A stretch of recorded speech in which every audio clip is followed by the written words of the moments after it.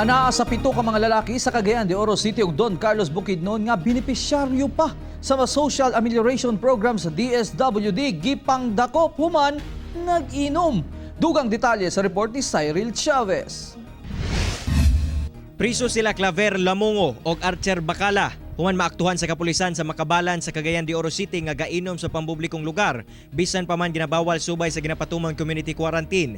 Nasayran sa kapulisan nga bag-o lang nakadawat og ayuda gikan sa DSWD pinaagi sa social amelioration program ang mga sospek.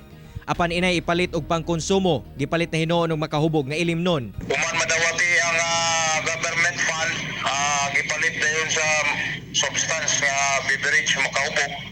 So, gila yun na ang atong kapulisan diya sa Station 5 may respondi o caught on the act.